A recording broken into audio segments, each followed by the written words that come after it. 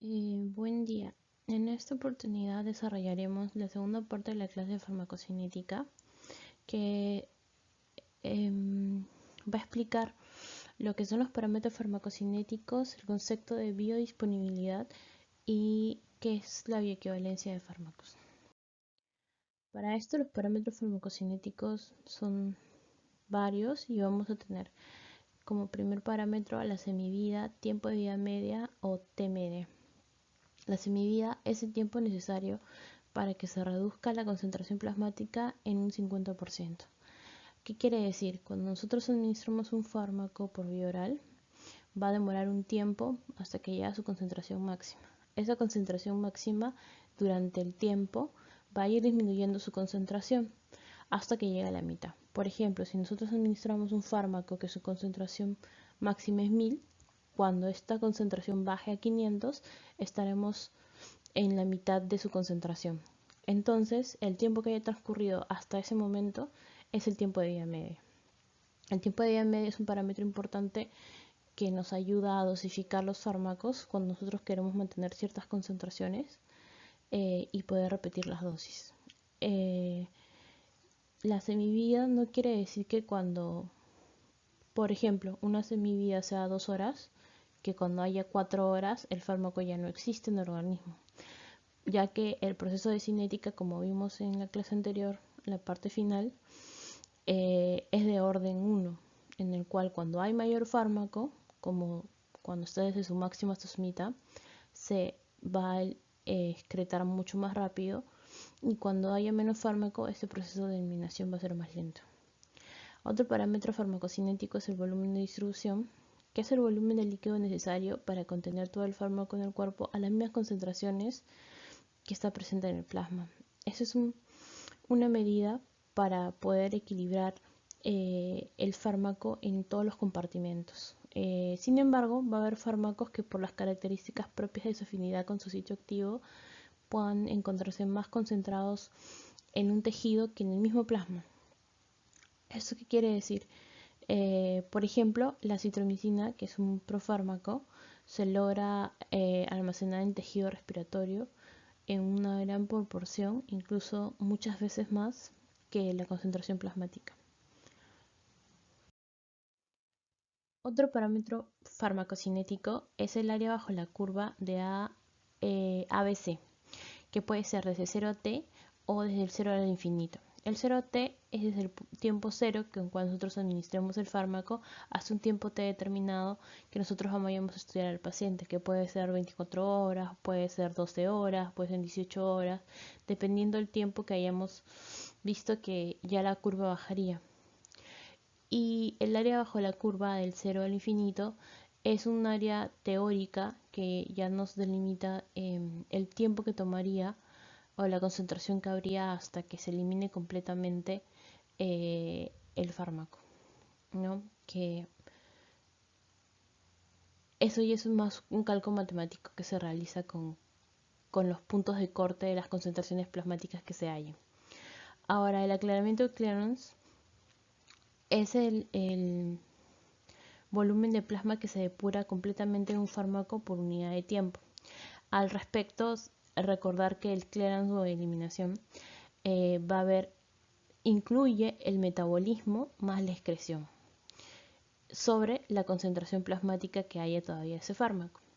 Entonces, el clearance total va a estar relacionado con el clearance renal, hepático y cualquier otra vía por el cual ese fármaco se elimine de forma importante.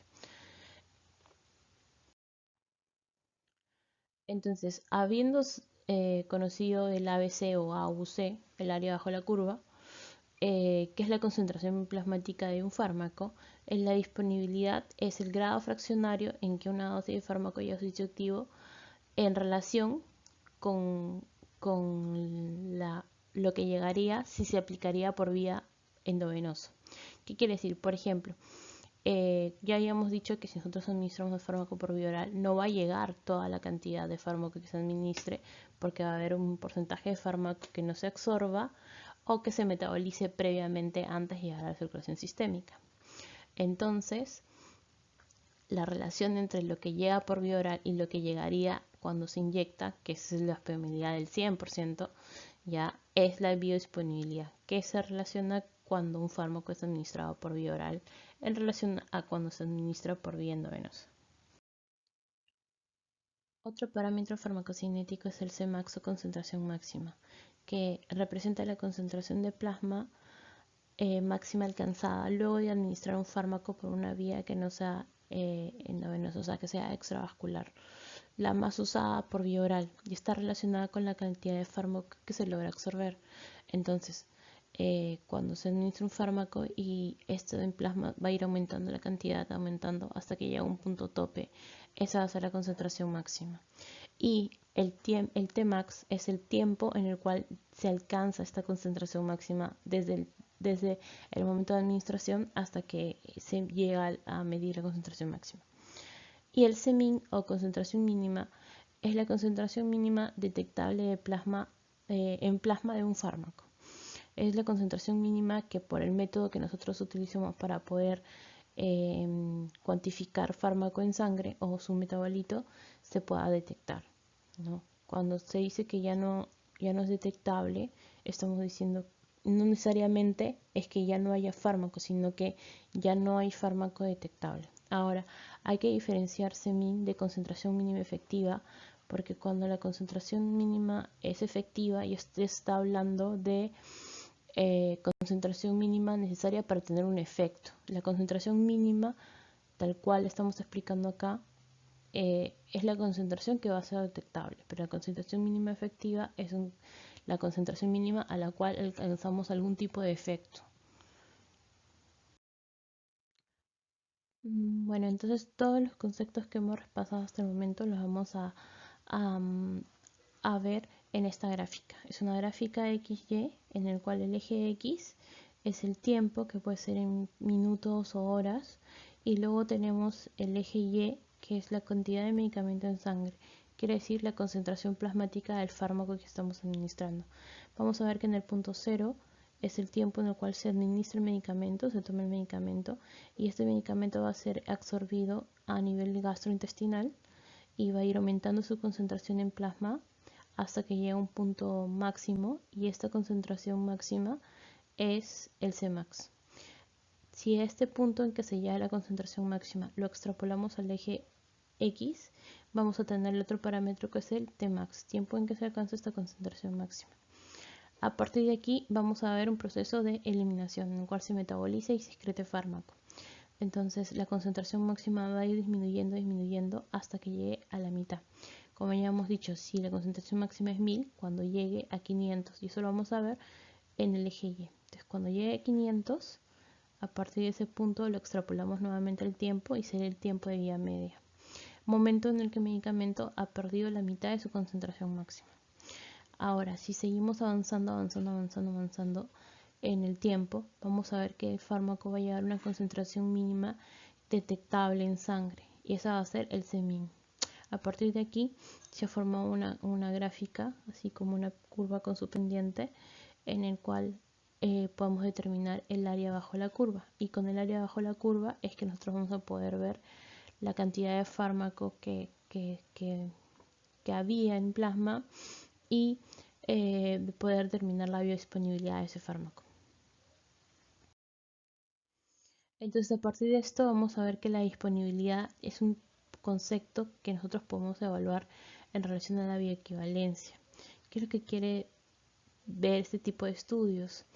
La biodisponibilidad evalúa la performance o el rendimiento de una forma farmacéutica.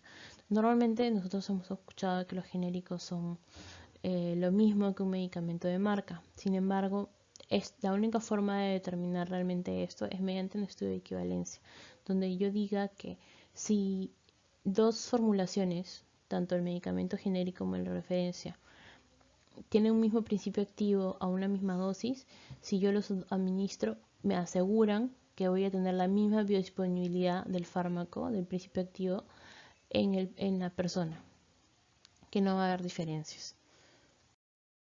Entonces, a partir de ahí yo me aseguro de que en ese fármaco, si yo voy a tener la misma concentración plasmática del principio activo, voy a tener los mismos efectos. Entonces se habla de pruebas de biodisponibilidad o bioequivalencia relativa. Pruebas de bioequivalencia o de biodisponibilidad relativa. Aquí vamos a tener medicamento referencia, que es el medicamento de marca, y el medicamento test, que es el medicamento prueba o el llamado genérico, en el cual se tiene que evaluar con los siguientes criterios. El mismo principio activo, o sea, la misma droga, ¿no? A la misma dosis y a la misma presentación. O sea, si son tabletas, ambas tienen que ser tabletas. Si son cápsulas, ambas tienen que ser cápsulas. Es un estudio de tipo de ensayo clínico que se hace in vivo en pacientes humanos, en humanos sanos, voluntarios, en sujetos de experimentación, que generalmente son reclutados para ese tipo de estudios.